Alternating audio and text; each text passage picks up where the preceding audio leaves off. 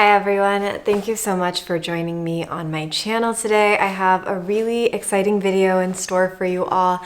I'm going to be sharing with you guys my all-time favorite amber fragrances, the amber fragrances that I consider to be masterpieces, and I'm also going to explain a bit about the ambery family, what it consists of, because I feel like it's really confusing because actual amber, that type of I think it's a petrified sap that you'll see prehistoric fossils entrapped in. That does not have any smell, and so how did we end up with an entire fragrance family called ambery? For those of you who are new here, my name is Ashley. I am a perfumer living and working in Paris, and I am the only classically trained perfumer doing videos on YouTube right now. So if you're interested in fragrance videos from an informed perspective, consider subscribing to the channel. I am also so excited to meet you guys at Scent Explore in approximately, just a little less actually, than a month.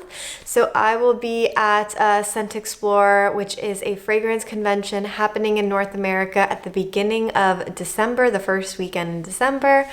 And I'm so excited to get to meet you all. I believe you can still get your tickets. And if you are interested in getting tickets, my link will be in the description and you can get them there. So the ambery family. So basically, this family started with a fragrance called Amber Antique. This fragrance was released by Coty in the beginning of the 20th century. It is no longer found. The Coty brand is generally no longer found. But this fragrance was based on an accord featuring labdanum, Cistus labdanum, which is a plant largely found in Spain, and the way it kind of protects itself from the elements and bugs and things like that is this resin that its leaves emit. And from that, we actually get many different qualities of raw material. Sometimes it refers to as cistus, sometimes it's referred to as labdanum, cistus labdanum, but it has this very beautiful, warm, sweet smell, depending how the material is extracted. So whether they get an oil or an absolute or a resinoid, it has different facets. Sometimes it can smell very bitter green, sometimes a little animalic, or sometimes it'll smell very balsamic, sweet, vanilla, or somewhere in between. But many times it has this beautiful, glowy, resinous scent to it that again first became iconic in Amber Antique by Coty. And later on, this fragrance inspired fragrances like Shalimar, which is often referred to as an amber fragrance. And then, the vanilla started getting into the family, the patchouli. Again, these are not always found in amber fragrances, but they often are. Also some spices. What I love about this family is that it's very unisex. So many times ambery fragrances don't lean one way or another. They just smell really good because it's a very multifaceted raw material. It is very addictive. It usually has really good performance. So some raw materials are more performing than others. Ambers definitely tend to have a lot more performance. So with my masterpieces here, they all have really good projection and longevity. You'll have a nice sillage, a nice trail. And with these colder months, we're deep into fall now, and with winter too, amber fragrances work so great for this. But I will say, a lot of these fragrances also still work in the heat if you're not afraid of wearing something that's slightly sweet in the heat. What I love about amber is that it doesn't get too cloying. Sometimes the gourmand family can.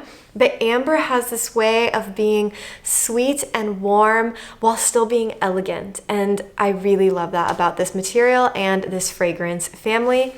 Again, when I say amber, just another note is sometimes just the labdanum raw material can be referred to as amber too, because again, it is what's giving this family its distinctive smell, and it's what gave Amber Antique by Coty its distinctive smell all those years ago. So the first fragrance that I'm going to be talking about, and this is a top 5 masterpiece list. Sometimes my top 5 is random. This one actually I have in order. I do have like a number 1 favorite ambery fragrance that I want to share with you guys. But at number 5, we have Grand Soir by Maison Kurkdjian. To me, this is a super refined amber. I like that it kind of gets a little bit animalic, but never actually smelling dirty. There is those delicious resins. I get something a little bit spicy, not too much. It really just focuses, for me, on the ambery quality. Very refined. Francis Kurkdjian, of course, is a master perfumer. He's now with Dior, but his eponymous line still exists, thank goodness. And this was one of the first ambery fragrances that I smelled and I loved. And again, glorious sillage, projection, very linear, which is nice about this fragrance. So what you smell is what you get. If you don't like it at first sniff, you can smell it a couple more times, but it's not a fragrance that radically changes. But for me, at least, it was a love at first sniff, and it's just beautifully done. Again, so elegant, so refined, and a must sniff. I love how easy this fragrance is to find now. I feel like there's a huge surgence in niche, and at least even at my local department stores, I can now find MFK, and this is one of my favorites in his line, actually. I feel like it's a little bit underrated, and it's a really good one to check out. The next fragrance on my list is Kalimat by Arabian Oud. Now, I discovered this fragrance a long time ago from a review that a woman named Kafkaesque, the Kafkaesque blog, she had a review of this fragrance, and I went and I smelled it because she mentioned how it's super affordable, and at the time it was, I think, I found this bottle for under $50, and maybe you still can find this fragrance really cheaply, and if so, again, I almost never recommend blind buying except for things like Encre Noire, which I think is a masterpiece at an incredible price, but Kalimat is in this category. Many years ago, maybe over 5 years ago, I think I purchased my bottle for something like $30, like something crazy affordable, definitely under $50, and it's such a beautiful fragrance, honestly. Like, it's big but soft at the same time, which I love. I love fragrances that have contrast in them, that are really nuanced, and this really has that. Again, super unisex. I would say this is a softer amber. It has less personality than the Grand Soir by MFK, but it's more universally likable, has more addiction. Now, when I did more research on this fragrance to make this video and find some prices for you guys, at least here in Europe, I couldn't find anything. I couldn't find this bottle for less than 100 euros, and the brand was selling it for 120 euros. So obviously this is a very big difference from the price I found it at before. I still say this fragrance is absolutely worth the price at 120 euros. I believe all the other fragrances on this list are more than that.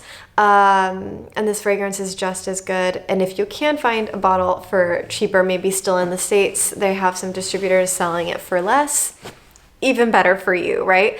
But this is such an incredible fragrance and absolutely worth purchasing even at that original price point. The third fragrance on this list is Ambre de Merve by Hermès. This is just the coziest fragrance in the world for me. Again, so elegant, so chic. It's Hermès.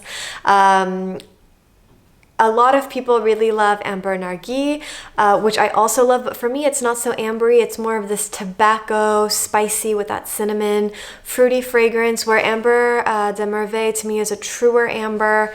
There is something airy and light to it. It does have that labdanum facet, but I think what makes this difference from the other two is both Kalimat and Grand Soir can be quite heavy fragrances, and the Ambre de Merve has so much more effervescence, so much airiness to it, and again, I think that really adds to a chicness that we don't see so much with the other two. The other two are still very elegant, still very refined, but they are opulent, and Ambre de Merve is a bit more haute couture. It is Hermès, and I think they really fall in line with that style here. At number 2, we have Ambre Sultan by Serge Lutens. This is many people's number 1 favorite amber fragrance, and I absolutely understand why. It is iconic. Ambre Sultan is iconic. It's one of the first times we even see an amber like that put out in the market. When it came out, it's so beautiful. It is the quintessential amber masterpiece. But if I'm taking in my personal taste, I find that while it is smooth overall, every once in a while I get something I actually find the amber that cistus here to be a little bit too prominent. And so it takes on this slight herbalness that leans, it's quite masculine. And I think it's not quite, okay, how do I say that better? That herbal facet gets more masculine to me. And that's why I prefer my number one for myself personally, which is the Ambre Précieux by Maître Parfumeur et Gantier. The Ambre Précieux by Maître Parfumeur et Gantier, it also has some lavender facets, and it takes that coumarin balsamic facet from the lavender, and it still has that aromatic herbal facet, but then it's rounded out with the lavender. And so for me, it's just smoother. It's a little bit less daring. It's a little bit easier to wear because sometimes I want to be very cerebral with my fragrances, but sometimes I just want to smell freaking good, and that's what I get from the Ambre Précieux. It just takes it, that refinement, another level, making it more rounded out, making it perhaps a little less interesting to some, but to me, more wearable. Let me know what your favorite amber fragrances are, and I look forward to seeing you guys in the next video. Bye everyone!